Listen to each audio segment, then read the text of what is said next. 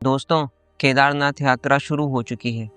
कहते हैं ये यात्रा सिर्फ पैरों से नहीं, किस्मत और बुलावे से पूरी होती है। लेकिन क्या आपने कभी सुना है कि कोई बिना बुलावे के भी पहुंच गया और वहां उसे ऐसा कुछ मिला जिसने उसकी ज़िंदगी बदल दी? ये कहानी है राघव की, एक ऐसा इंसान जिसने भगवान को सिर्फ पत्थर समझा। नमस्कार, महादेव की कृपा से सुनिए मेरी एक और प्रेरणादायक कहानी। राघव भगवान से नफरत करता था क्योंकि 10 साल पहले उसकी माँ बहुत बीमार थी। वो मंदिरों में गया, रोया, मन्नतें मांगी, भगवान मेरी माँ को बचा लो, लेकिन उसकी माँ नहीं बची। उस दिन के बाद से उसने मान लिया, अगर भगवान होते तो मेरी माँ बच जाती, और उसने भगवान को मानना छोड़ दिया। समय बीता।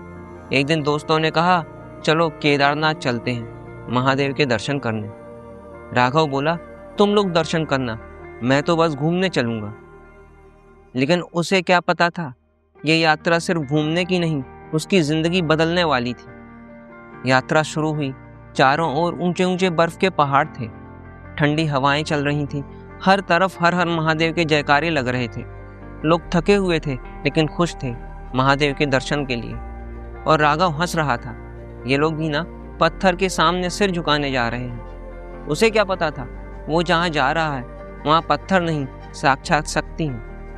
तभी उसने देखा एक बुजुर्ग महिला लाठी के सहारे चढ़ रही थी। उसने पूछा, माँ जी इतनी तकलीफ में क्यों आ रही हैं? वो मुस्कुराई, बोली, बेटा जब बुलावा आता है तो दर्द भी रास्ता नहीं रोक पाता। और ये बात राघव के दिल को छू गई। लेकिन उसने खुद को समझाया, ये सब बस भावनाएं हैं और कुछ नहीं। आधा रास्ता पार हो चुका था, अचानक मौसम बदल गया। तेज बारिश होने लगी, ठंडी हवाएं चलने लगी, घना कोहरा होने लगा, लोग रुकने लगे।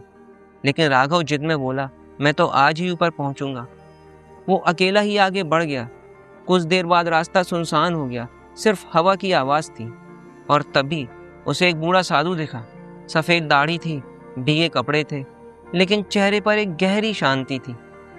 साधु बोले, बेटा वापस लौट जाओ, आज रास्ता ठीक नहीं है। राघव हंसा, बोला, बाबा मैं ठीक हूँ, आप अपनी चिंता करो, मुझे डर नहीं लगता।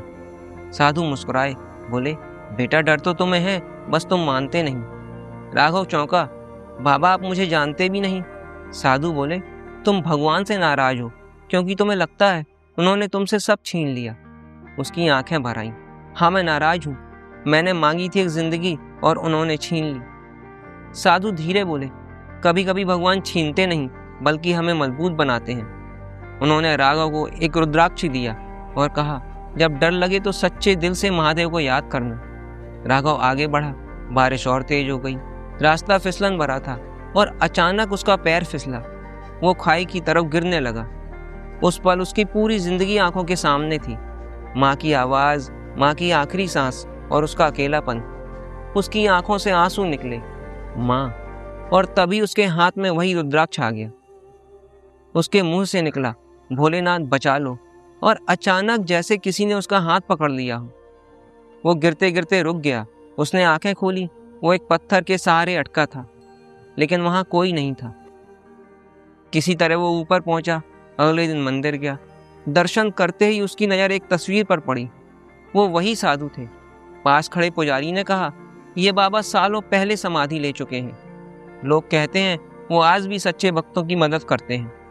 और ये सुनते ही राघव के कदम वहीं थम गए, जैसे भीतर कुछ टूटकर फिर से जुड़ गया हो। उसकी आंखें नम हो गईं और वो बस चुपचाप महादेव को देखता रह गया। दोस्तों, कभी कभी हम भगवान को दोष देते हैं, लेकिन सच ये है वो हमें गिरने नहीं देते, बस सही समय पर संभाल लेते हैं। अगर आपके दिल में भी कोई दर्द है तो एक बार सच्चे दिल से पुकार कर देखिए और कमेंट में हर हर महादेव जरूर लिखिए। अगर ये कहानी आपके दिल को छू गई हो तो वीडियो को लाइक जरूर करिए, वीडियो को शेयर करिए और ऐसे ही भावनात्मक कहानियों के लिए मेरे चैनल कथा भाव और एक कहानी को सब्सक्राइब करना मत भूलिए। जय महादेव। धन्यवाद।